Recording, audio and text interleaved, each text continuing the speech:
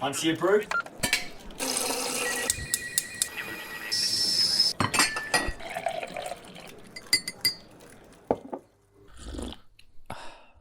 Okay, so the team at the Ministry of Defence have given us a selection of questions and topics to discuss. Has everybody got a brew with them? I do have a brew, yeah. It's slowly running out though. Not a great brew drinker, but I've got a nice big bottle of water, if that's not sickeningly boring. So I've done the same. I realised I'd drunk far too many coffees already today, and the 36, 37 degree heat was probably meant that I needed to start drinking some water. So maybe Kit, you can start us off. Can you give us a summary of where in the world you are and a quick summary of your job? So I'm currently in Mogadishu, the capital of Somalia. And within Mogadishu, there's a sort of base that's cordoned off from the rest of the city around the airport. And in it is a load of compounds where various sort of international organisations or governments and stuff have built bases. So I'm currently sitting in the UN base.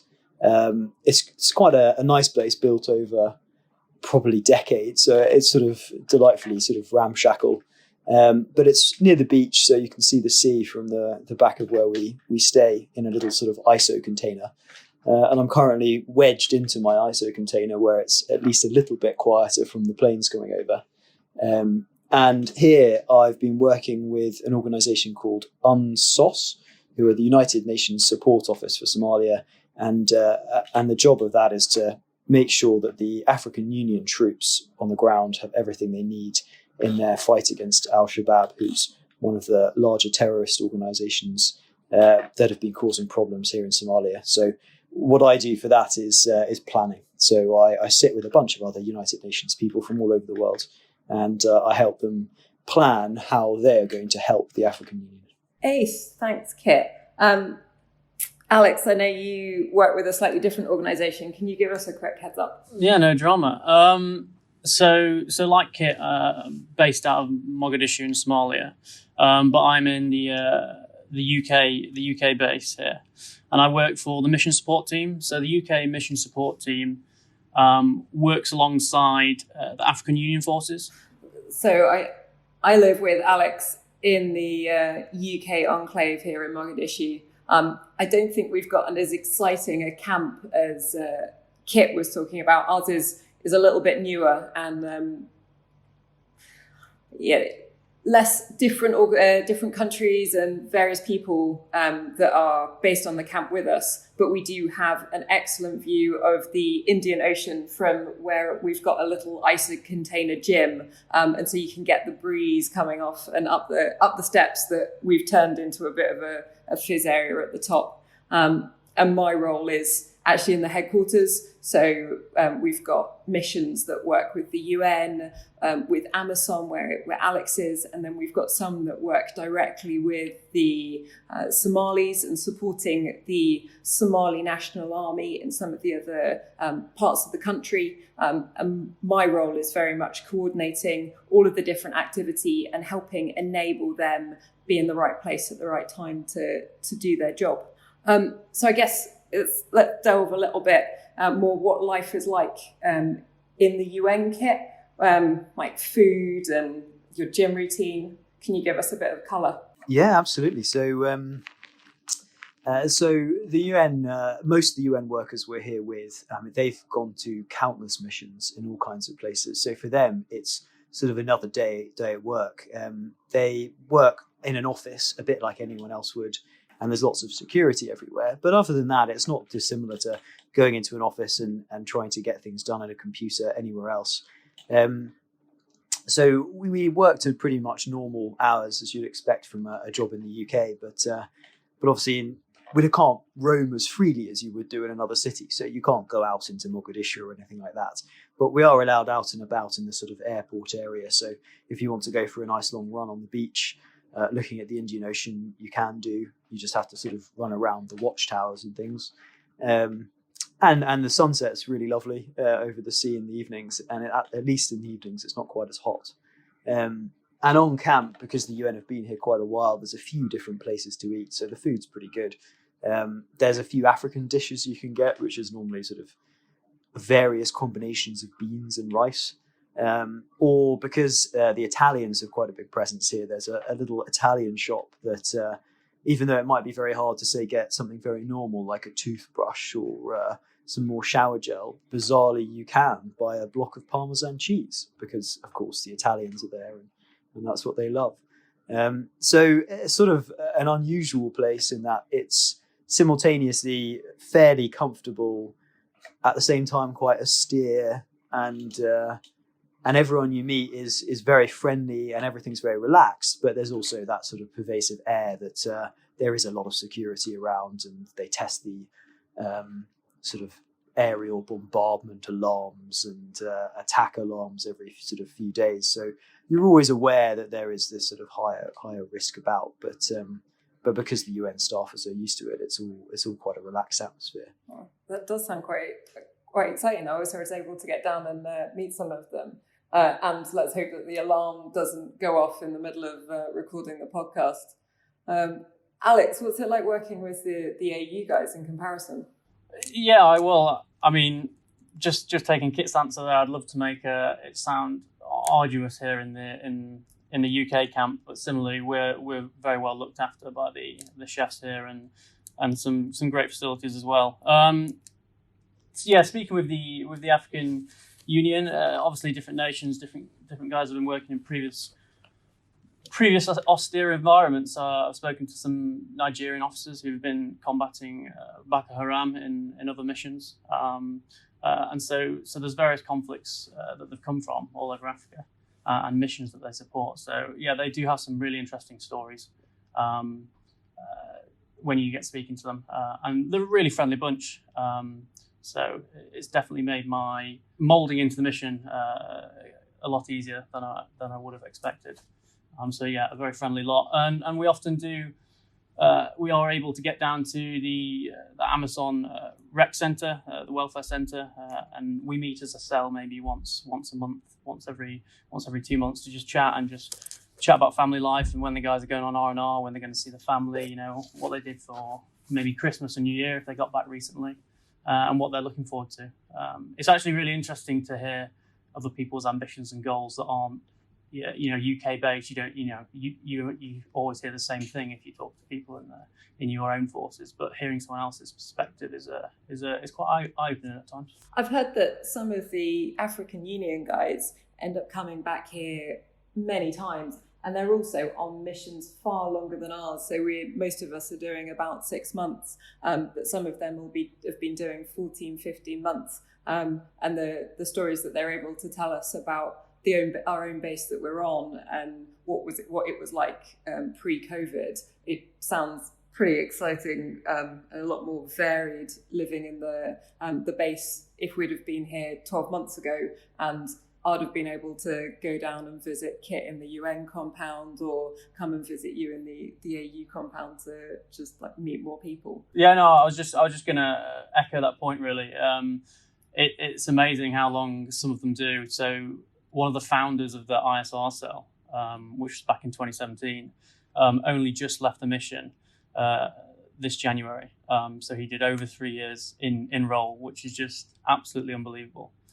To think, maybe he saw his family 4 weeks out of the year for 3 years. But he was just completely committed to the mission, and they kept offering him extensions, and he was like, yeah, I want to be here supporting the work that we do out here. So yeah, that was amazing to meet people like that who have been invested.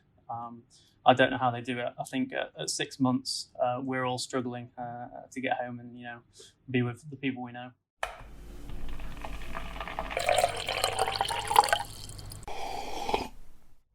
What do you miss most about being at home? I was quite lucky that I got to do my R&R just over Christmas. And I think most people recognise in this time that it's quite good to catch up with family, especially over Christmas. You get that kind of nostalgic feeling, don't you? So just going back for the big events, I think, is a good thing. So if you've got a specific partner's birthday or a family do that you're looking forward to, I think that's something you can focus on. So for me, yeah, I was quite lucky, and getting back to the events was a good thing. I'm not sure about yourself or Kit. Well, I've got my Yeah, I've got my R&R at the end of next week, so I'll have 2 weeks leave, which would be great. It's quite funny though, because with COVID, I'll be going back for 2 weeks leave to London, which is of course totally locked down. So if I think I don't have many options here to get out into the city, I think when I get back on leave, I'll literally be sitting in my flat. But yeah, at least it will be nice to see my girlfriend, and I might be able to bump into my family on a walk in the park or something like that, if the COVID rules let us. So yeah, that'll be really good for sure. Although when we get back, we'll then have to go into a week's quarantine here. So yeah, it's a lot of quarantining for a short trip. But like you say, worth it to actually get to see people a bit. I'm reaching the end of my 6 months, and really lucky that I'm going to get some leave, and was planning all of these great trips as you do. Think, I've got a chunk of leave. I'm going to get to see the world, and actually probably stay pretty much put back in the barracks in the UK. But it'll be nice to get back, and hopefully once I've done a couple of weeks of quarantine, so that I know I'm completely not contagious, I'll be able to get back and see my family. Some of whom I haven't seen for over a year now. So yeah, looking forward to visiting them if the rules allow us, and possibly cooking for ourselves. Because as much as we've said the food here is excellent, and we've got some Sri Lankan chefs that continually pull it out of the bag from I don't know where to get us really lovely food. I'm actually looking forward to going back and deciding what I want to have for dinner this evening. I think you'll quickly regret that when you start the washing up as well. Yeah, and limited cooking facilities were in the mess. So very true. What are you guys missing the most food-wise? I mean, I'd say a cherry tomato. Weird as that sounds, I've got a really powerful craving for like cherry tomatoes. I mean, the chef there does make a salad, but yeah, it's not quite as crisp as what you'd get straight out of a shop. It's definitely not. It's all kind of larger stew-based dishes. Although having said that, there is an Italian. One of the Italian chefs here does make pizzas every now and again, which are spectacular. So I really can't complain about food hardships here. But yeah, no, something fresh. And like you said, being able to decide what you eat would be a really great novelty for sure. I think I'd agree with you. It's the fruit and veg, and just setting yourself up a salad, because when any chef's catering for hundreds of people, you get a lot of stews and big pot dishes rather than something fresh and vegetables. I think I need to blag my way into the UN kit, because the one thing that I'm missing is the Italian food. So obviously that might confuse some of the listeners, but being in the UK compound, you don't eat with the UN. So we've had the Sri Lankan chefs, as Alex said, so excellent curries, fantastic variation, even some amazing roasts, but they don't quite nail or want to cook the pasta like you probably get it. So yeah, I'll have to hold out for some Italian food, or you have to sneak me some up at some point. Well, if the COVID rules let us, just before I leave, I'm hopefully going to be bringing some pizzas up. That'd be excellent. I look forward. Before the COVID locked down the international campus, which is another camp that we've got in Mogadishu, that doesn't, we don't have any UK personnel in there anymore. But pre-Christmas, we had 3 people that were living down there. And on their last day, they brought us up some from the Italian contingent. And I've heard that they've got pizza ovens in their engineer workshops that the Italians have brought out with them. So I just need to work out how to get myself down there before I go home for an end of tour as well. Yeah, it's quite funny. I feel like the different nations seem to always bring a different thing. On my last deployment, the Danish always brought a little cafe which made cakes. And wherever Danish soldiers seem to go, they seem to make cakes. Wherever the Italian soldiers go, they seem to have amazing chefs and pizzas. I think you guys have managed to get out and about around Somalia a little bit more than I have. I know you've been out and about, Alex. Tell us how it works and what it's like outside of the Mogadishu airport. Okay.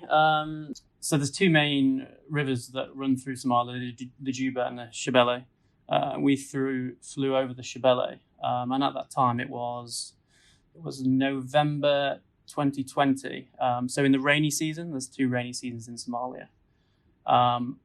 And the Shebele is notorious for flooding, and it was just glistening across the whole of the landscape. This flooding, which is really quite it's quite worrying for the inhabitants that live next to the rivers, and that's their livelihood.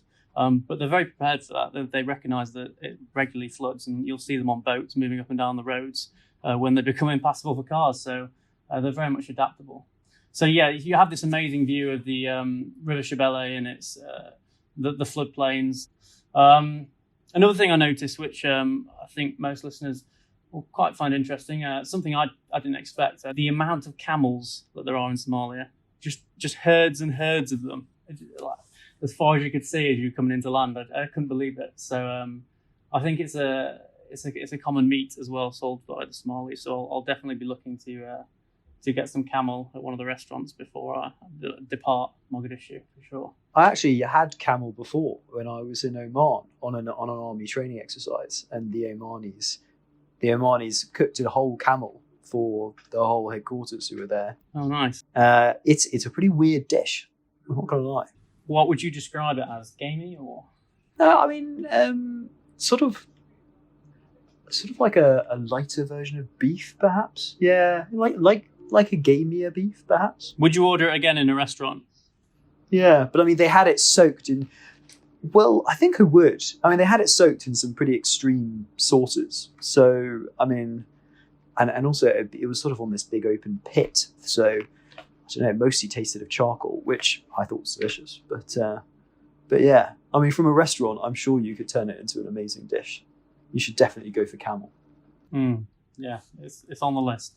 Have you seen the posters that they've got for COVID around the airport, where instead of the hands face space, the space is the camel? So to signify the 2 meters distance that everyone's supposed to stay apart, they've just got a picture of two people between a camel, which I think is really sensible for a country with such low literacy levels, to just so everyone's going to know how big a camel is. I wouldn't, but all of the Somali guys know, and you see them walking through the streets. So it completely makes sense to have that as your 2 meter space. Yeah, 100%. So the UN have been producing those posters and putting them up everywhere. And they've just made a video with an animated camel that walks around telling people to spread out. It's really good. I'll send it to you guys later. That's amazing.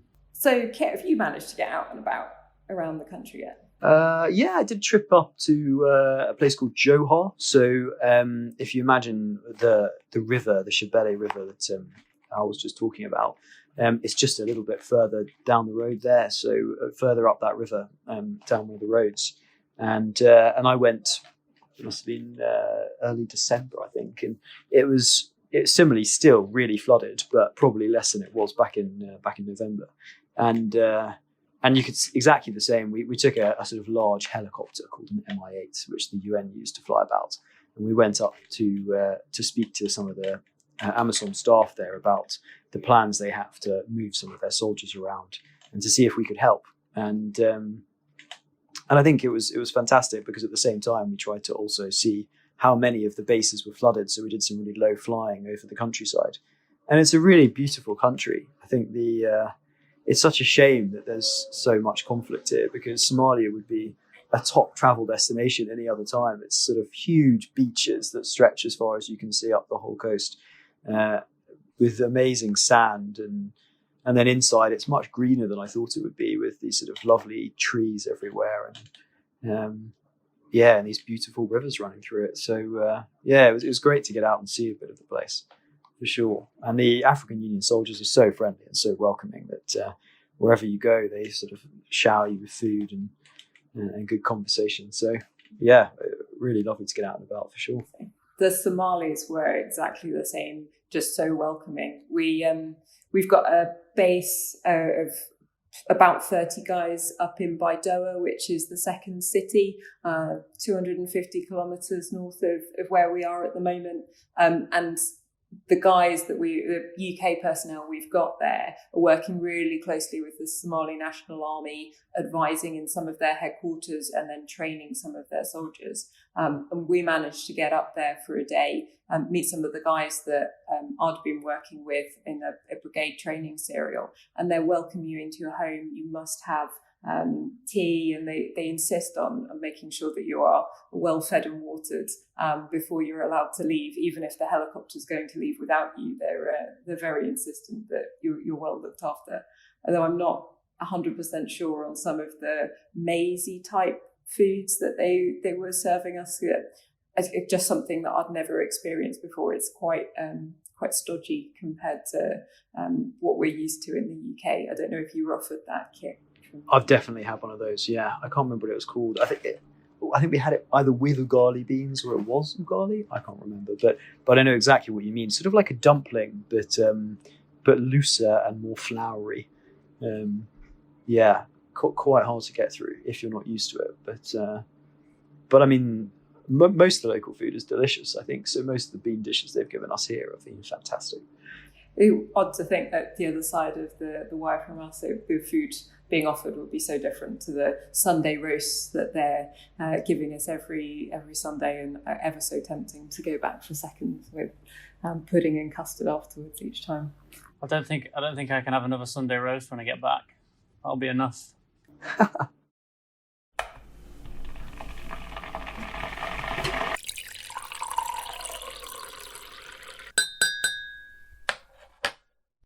So, okay, I'm going to throw one out there, and I'll answer first to give you guys a bit of time to think.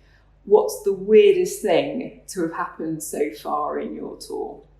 And for me, it was on that course, and we were delivering training, but you're making up the scenario because it's a fictional scenario. You're trying to develop them and push them. So if they're doing really well, you can throw more enemy serials in there or make it more challenging.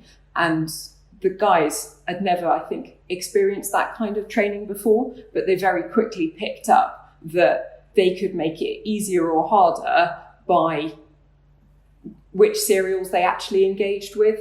And one of them completely made up his own serial that there were IEDs that were bananas that were being planted along the side of the road, and he'd written it up as a full serial, and he was dealing with it in the ops room that we had to go and defeat the bananas, and it just completely delivered it deadpan. So I thought I just thought the translation had gone wrong, and it took maybe 10-15 minutes before the Somali captain that was running the ops room broke it to me that I'd been completely had, and they'd run me for the last 10 minutes believing that there were banana IEDs along the road, that they were planning an operation to be able to clear the route.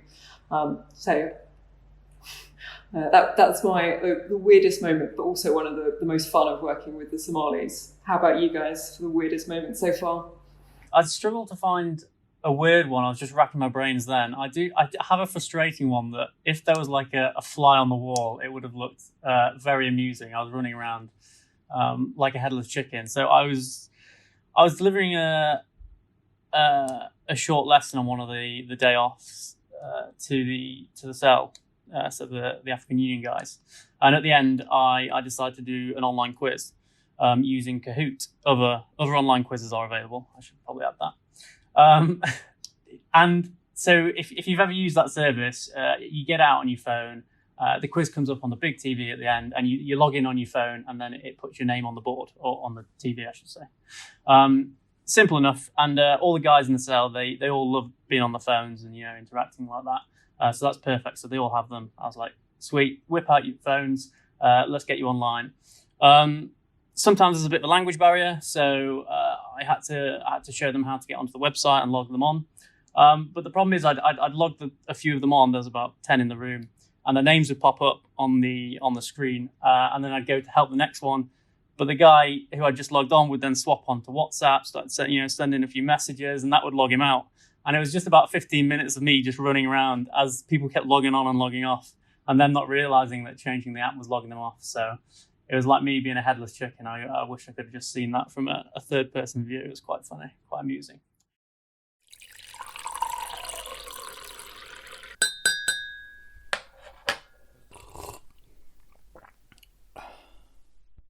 I feel like I haven't worn a proper army day sack since I've been out here though, because we've got our grab bags, which are an army handbag, for want of a better phrase of putting it. If the army doesn't like the term backpack for JSAC, I think handbag for grab bag would drive people insane. That's brilliant. All I can think about when you say DaySac is the black issued ones. So if you just think of a backpack that's just straight black and very square looking, that's all I can picture right now. The army handbags that they issue to women with the tooth uniform is something that I think my grandmother would wear, and very square and brown. So actually the grab bags that they've given us out here are an upgrade from the issued handbag that I've been given, that may have just stayed at the bottom of a box since I've been issued it, as I've tried to avoid every occasion where the army would expect me to wear it. I had no idea you were issued a handbag. That's extraordinary. It's a shame we didn't bring more formal wear out here to Somalia. Was it? I think, again, pre-COVID, there were occasions to go to some of the embassies and not necessarily dress up in two's dress or mess dress, but at least have a more formal dinner. But because everyone's got to stay 2 meters apart and we're not really socialising, the closest you can get is we've had one barbecue where we've all stayed 2 meters apart, and otherwise it's just been no chance to have anything formal and get together, which is a real shame. Yeah, I didn't bring my black tie, but I'll put it on the packing list for the guys who follow up on us the next rotation, because when COVID stops, we can insist that they have formal dinners. Because if we tell them to pack it, they'll then have to bring it. And then once they've got it here, they might as well do it. So we can kind of make that happen. Just have formal dinners on a Thursday night, and everyone's got to be 2 meter spacings in the cookhouse. Well, one of the ex-UK officers who works for the UN, who used to be a captain in the engineers, did give me a bottle of port the other day when he left for Kenya. So, that is the perfect formal dinner drink. So we could try and design a formal dinner if the COVID rules allowed. Well, that's concluded all of the questions that the MOD have given us. Any other fun stories that you'd want to share or you think might be entertaining for the listeners at home? I guess, I guess if it's like young people, like join the army, see the world, come and eat pizzas in Mogadishu, it would be excellent. But by the time they get through training, who knows what this place will be like. Maybe all of our efforts would have meant that peace has prevailed in Somalia.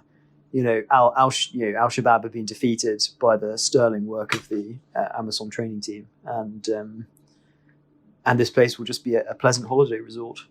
Thanks a lot for your time, guys. I really appreciate it, and that's definitely the bottom of my bottle of water. If you've got the time, Alex, can we schedule a table tennis match for 5 minutes? Oh yeah, no worries. I'll get the coaching manual out. You'll be saved. Don't worry. Thanks, mate.